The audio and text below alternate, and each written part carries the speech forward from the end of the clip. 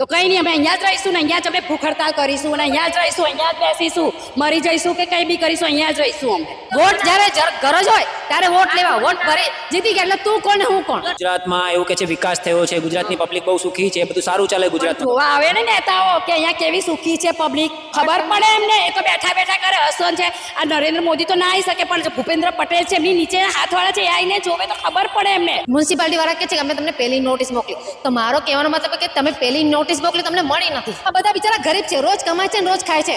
તમે એમના પેટ ઉપર લાત મારો છો, એવું ખોટું છે, એ તદ્દન ખોટું છે.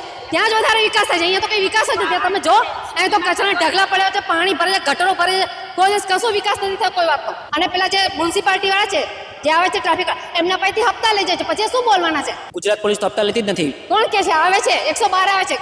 આવો રીસર જો હર્ષભાઈ કે છે ખોટું છે. આવો હું તમને હર્ષભાઈ સંઘવી કે છે, હર્ષભાઈ સંઘવીને ફોટો પાડીને મોકલાવો. તો વાગે પણ આવી રીતે ડંકો વગાડવાનો છે ગરીબોનું. હટાડીને ડંકો તો ગરીબો ક્યાં જશે પછી? આવી રીતે ડંકો વાગે એવું ના જોઈએ.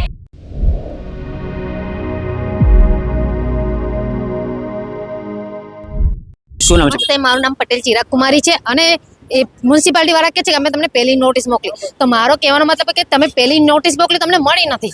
એ કહે છે અમે પેપરમાં. કયા પેપરમાં તમે પહેલી નોટિસ આપી? મારો ફર્સ્ટ સવાલ એ છે એમનાથી, બરાબર. અને બીજો ક્વેશ્ચન છે કે તમે ડાયરેક્ટ બીજી વાર જે નોટિસ આપી એ તમે હેન્ડ ટુ હેન્ડ આપી, એ જાણ કર્યા વગર. પછી તમે કહો છો કે અમે તમને આપી આટલા દિવસ. એ વાત ખોટી છે, હું માનતી નથી. તમે 1 મીટર બદલે 25 મીટર કરો છો, એ વાત હું માનવા તૈયાર નથી. અમે ના નથી પાડતા, પણ તમે સીધું 25 મીટર કરો તો પછી બધા જશે ક્યાં? શું કમાશે? શું કરે? આ બધા બિચારા ગરીબ છે, રોજ કમાય છે ને રોજ ખાય છે. તમે એમના પેટ ઉપર લાત મારો છો, એવું ખોટું છે. હું એ કહેવા માંગુ છું કે તમારું કંઈક નિવારણ લાવો. અમે જે કહીએ છીએ તમે જવાબ સરખી રીતના નથી આપતા. અમે મ્યુનિસિપાલિટી કાઉન્સિલરને મળ્યા તો પણ જવાબ નથી આપતા, એમના ઓફિસરને મળ્યા તોય જવાબ નથી આપતા. બસ અમને ઉપરથી ઓર્ડર, પણ તમને ઉપરથી ઓર્ડર આપ્યો એનું નામ બતાવો, જાહેર કરો કે આણે અમને ઓર્ડર આપ્યો. તમે એનું નામ પણ નથી આપતા. ડાયરેક્ટ કહી દો કે જાઓ કટિંગ 35 દિવસની મુદત આપી. તમે કઈ બેઝિક ઉપર 35 દિવસની મુદત આપી અમને? કઈ રીતના તમે 35 દિવસની મુદત આપી? એટલે આ ગેરકાયદેસર બાંધકામ ગેરકાયદેસર નથી, રીતસર છે. કેટલા વર્ષો બહુ જૂના છે, 70 વર્ષથી વધારે લોકોના થયા છે રહેવા માટે. 100 વર્ષ ચાલીને થયા છે અને 80 થી 90 વર્ષ બધાની દુકાનો થયા છે. બધા પાસે ભાડા પહોંચે, આપણે શું કે ટેક્સ બિલ છે, લાઇટ બિલ છે, બધું જ છે, બધા જ પુરાવા છે. શું કહો છો બેન? તમે આગળ આવો, શું કહો છો? કટિંગ એક કહે છે ટ્રાફિકના હિસાબે કટિંગ, બરાબર. મારું કેવું ટ્રાફિક ક્યાં છે? પહેલો સવાલ, ટ્રાફિક ક્યાં તમને? ટ્રાફિક તો થાય છે, પણ બેન કેમ થાય છે? કેમ સર? આ સામે ટ્રાન્સપોર્ટ વાળા એમને ટ્રાફિક, આપણે ટ્રાન્સપોર્ટ ભરે છે ગાડીઓ, એમના હિસાબે ટ્રાફિક થાય છે. અને પેલા જે મ્યુનિસિપાલિટી વાળા છે જે આવે છે ટ્રાફિક, એમના પાસેથી હપ્તા લઈ જાય છે, પછી શું બોલવાના છે?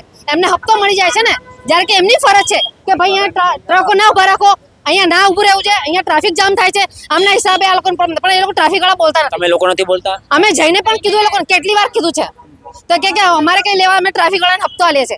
એ લોકો એવું અમને જવાબ આલે છે. તે ટ્રાફિક વાળાનો સવાલ છે ને. આપણા હર્ષભાઈ સંઘવી છે, પોલીસવાળાને પણ એ લોકો રાજ્યના ગૃહમંત્રી છે હર્ષભાઈ સંઘવી. એમનું કેવું એવું છે કે કોઈ હપ્તો લેતો હોય કે કોઈ એવું હોય એમને છોડવામાં નહીં આવે. તમે એમને રજૂઆત એવું કંઈ કર્યું છે? બધું કર્યું, કેમ ઉપર સુધી પહોંચે?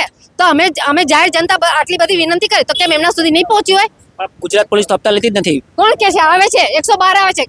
આવો રીસર જો હર્ષભાઈ કે છે ખોટું છે. આવો હું તમને હર્ષભાઈ સંઘવી કે છે, હર્ષભાઈ સંઘવીને ફોટો પાડીને મોકલાવો. બોલો, સામે રીસર કરો. 112 એવી ગાડી આવે છે પોલીસ વાળાની, કેટલી હપ્તો લેવા આવે છે રીસર. ટ્રાફિક વાળા બી હપ્તો લઈ જાય છે. ત્યારે એ લોકોને દેખાતું, એ લોકો બધા ખીચા ભરવા છે અને ગરીબોને લાત મારવી છે. પણ આ સરકાર તો બેન ગરીબોની છે. શેની ગરીબોની? આ ગરીબ સરકાર, આ ગરીબોની સરકાર કહેવાય કે જે ગરીબ લોકોને ધક્કા મારીને બહાર કાઢે છે, ઘર બરબાદ કરે છે લોકોને. એવી સરકાર ના જોઈએ. હું તો કહું કોઈને બી વોટ ના લો, ચાહે કોંગ્રેસ હોય, ચાહે ભાજપ હોય, આમ આદમી, કોઈને વોટ ના આપો. તમારી પોતે જાહેર એક માણસ એવો ચૂનો કે તમારી બધી માંગ પૂરી કરે, એવા માણસને ચૂનો. કોઈને વોટ ના લો. હું તો બધાને કહું છું, કોઈને વોટ નહીં આલો તમે. પછી જો સરકાર શું કરશે, જગ મારીને તમારી જોડે આવશે. પણ તમે પોતે જ જાતે રહીને આપો છો.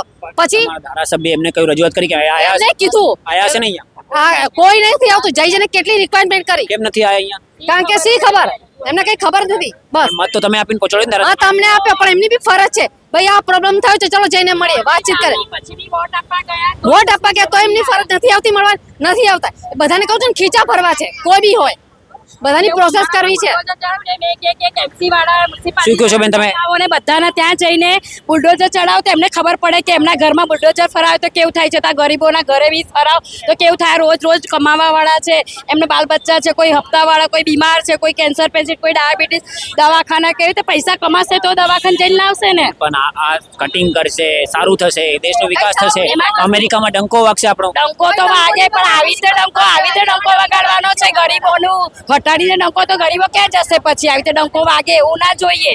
આમ કંઈક કરીને બતાવો તો ડંકો વાગે તો કહેવાય. ગરીબો માટે તો સાહેબ આપણા વડાપ્રધાન ઘર બનાવીને આપે છે ને. એ ઘર બતાવીને પ્રધાનમંત્રી આવાસ અમને તો કહેવા જ નથી આયા ને ભાઈ. અહીંયા આગળ અમને ખાલી પહેલી નોટિસ નહીં મળી, બીજી ના ત્રીજી. હા બસ. શું કહો છો? વોટ જ્યારે ગરજ હોય ત્યારે વોટ લેવા, વોટ ભરે જીતી ગયા એટલે તું કોણ ને હું કોણ. પણ અમે જે માંગ કરીએ છીએ તમે માંગ કેમ પૂરી નથી કરતા? એક ગટરો ભરે છે, પાણી ભરે છે, કોઈ દિવસ આવ્યો છો જોવા કે આ લોકો કઈ પરિસ્થિતિમાં રહે છે, કે શું હાલ છે? બસ પેલા વીઆઈપી લોકો છે જે નદી પર એમાં તમે પ્રોસેસ કરી દો છો. વીઆઈપીઓ નથી જેને તમે બોલો છો. આપણે નદી પારની વાત કરી. અમદાવાદીઓને કેટલાક અમદાવાદીઓને એવું લાગે છે કે પૂર્વમાં વિકાસ નથી થતો અને પશ્ચિમમાં વિકાસ થાય છે. શું કહેશો? એ ખોટું છે, એ તદ્દન ખોટું છે. ત્યાં જ વધારે વિકાસ થાય છે, અહીંયા તો કઈ વિકાસ જ નથી. તમે જો અહીં તો કચરાના ઢગલા પડ્યા છે, પાણી ભરે છે, ગટરો ભરે છે, કોઈ દિવસ કશો વિકાસ નથી થયો કોઈ વાતનો. મત લેવા આવે છે, હાથ જોડીને આવે છે, પછી તો કોઈ જોવાય નથી આવતા. પછી 5 વર્ષે આવે, 3 વર્ષે આવે, બજાર હોય ને તારે હાથ જોડે હાલજો અમને વોટ એવું કરે. પછી અત્યારે તકલીફ છે, અત્યારે દુકાનો ખૂટે. 10 વખત અમારા છોકરાઓ બધા જઈને આવે તો કોઈ જોવા જ નથી આવતું અહીંયા આગળ કે હા ભાઈ ચલો કે આ તકલીફ છે, અમને વોટ આપે છે માણસો તો નાગરિકો અમે જઈએ, પણ કોઈ આવતું જ નથી અહીંયા જોવા. પછી તો તમે મત કોને આપીશું? અમે મત હવે એવું તો કહેવાય નહીં, પણ હવે તો કોઈને જ વોટ નહીં આલવાનું. ભલે અમારું રેશન કાર્ડ અમારે કાઢી નાખે નામ રેશન કાર્ડમાંથી કે આધાર કાર્ડમાંથી, હવે કંઈ જોઈતું જ નથી અમારે. હવે અમારે જાતે જ કરવાનું બધું છે. મત આપવો એ તમારો અધિકાર છે. ભલે હોય, પણ અધિકાર છે તો અમને એવી સુવિધા આપવી જોઈએ ને. એવી સુવિધા જ નથી મળતી, તમારે કરવાનું શું પછી? સુવિધા નથી મળતી. આ દેશ માટે વડાપ્રધાન તો કે બધું સુવિધા છે, બધું સારું ચાલે. બેઠા બેઠા કરે છે, આજે બધા છે જોવા આવે છે. ગુજરાતમાં એવું કે છે વિકાસ થયો છે, ગુજરાતની પબ્લિક બહુ સુખી છે, બધું સારું ચાલે ગુજરાતમાં. જોવા આવે ને નેતાઓ કે અહીંયા કેવી સુખી છે પબ્લિક, ખબર પડે એમને. એ તો બેઠા બેઠા કરે. હસન છે, આ નરેન્દ્ર મોદી તો ના આવી શકે, પણ ભૂપેન્દ્ર પટેલ છે, એમની નીચે હાથવાળા છે, એ આવીને જોવે તો ખબર પડે એમને. આપણા રાજ્ય સરકાર એવું કહે છે કે આપણા રાજ્યના મુખ્યમંત્રી છે ભૂપેન્દ્રભાઈ પટેલ મૃદુ અને મક્કમ છે. તમને લાગે છે? એ તો હવે ખબર નહીં આપણને રાજનીતિ શું છે, એમાં આપણે બહુ પડાય નહીં. પણ આ જે અમારું છે અમને કરી આલો, અને અમે વોટ આલીએ છીએ તો આટલા વર્ષથી આપીએ છીએ વોટ, તો એનો અમને અધિકાર શું મળ્યો? કશું નહીં મળ્યું. આ 50 વર્ષથી હું લગ્ન કરીને 50 વર્ષથી રહું છું, પણ શું મળ્યું? કશું નહીં મળ્યું અમને અહીંયા આગળ. અમારા છોકરાના છોકરા છે, પણ શું કરવાનું? વોટ આપીને બી કંઈ નહીં. હા તો હવે તોડી નાખે તમારા છોકરા લઈને ક્યાં? આવનારા દિવસોમાં જો કટિંગ આવે અને તોડી નાખશે, તમે શું કરશો આગળ? તો કંઈ નહીં, અમે અહીંયા જ રહીશું ને અહીંયા જ અમે ભૂખ હડતાલ કરીશું અને અહીંયા જ રહીશું, અહીંયા જ બેસીશું. મરી જઈશું કે કંઈ બી કરીશું, અહીંયા જ રહીશું અમે. બીજું શું કહે? લાગે છે કે તમારી માંગણી સ્વીકારાશે? નહીં સ્વીકારે તો અમે એવું જ કરીશું. કહું છું ને, અહીંયા ભૂખ હડતાલ કરીશું ને અહીંયા જ બેસીને અહીંયા જ રહીશું અમે. બીજે ક્યાંય નહીં જઈએ. તમે હટવાના નથી? ના નહીં હટી અમે તો અહીંયા આગળ.